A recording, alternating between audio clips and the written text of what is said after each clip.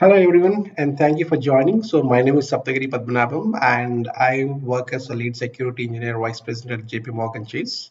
Today, I'm excited to share the findings from our empirical comparison of low-code business process automation platform and hybrid cloud environments.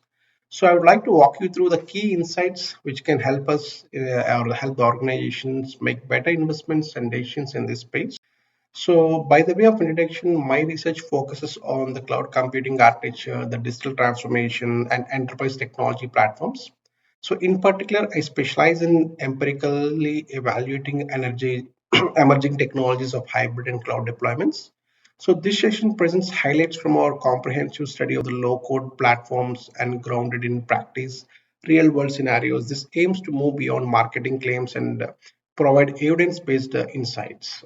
Uh, we are witnessing the low code revolution becoming a central driver of digital transformation, and enterprises are increasingly adopting these platforms to speed up the development and empower business users. However, deploying the applications in hybrid cloud environments where the systems span both on premises as well as the cloud infrastructure introduces unique challenges. So, despite their popularity, the trade off of using the low code in hybrid settings are still not well understood.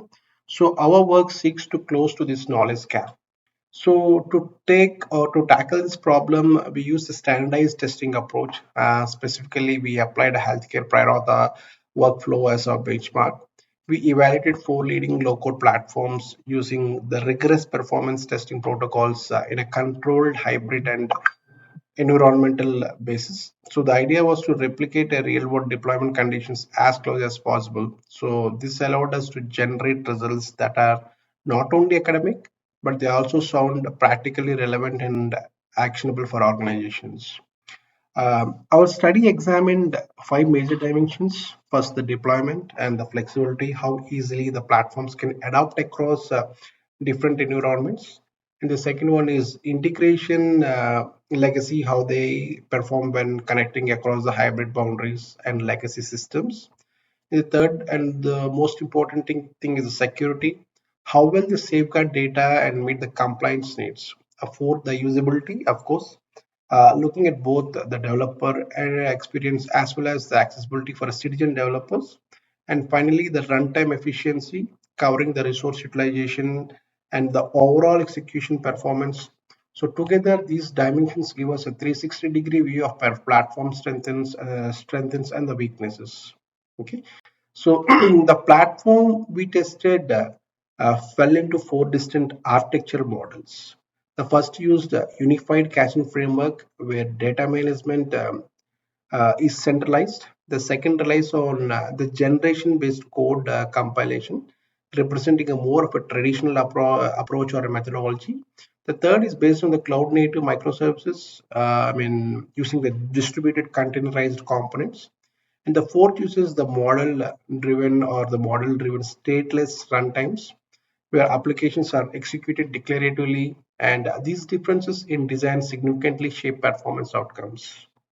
Our performance analysis revealed or it clearly differentiates in terms of the transactional throughput.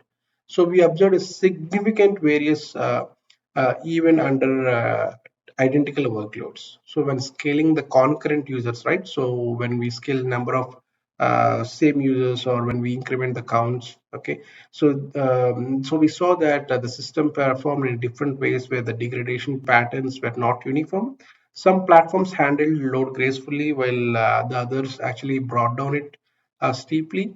We also saw the cross-boundary integrations connecting on-prem and the cloud created performance penalties that varied widely depending on the underlying architecture.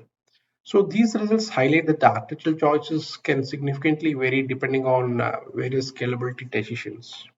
From these results, we identified several critical trade-offs.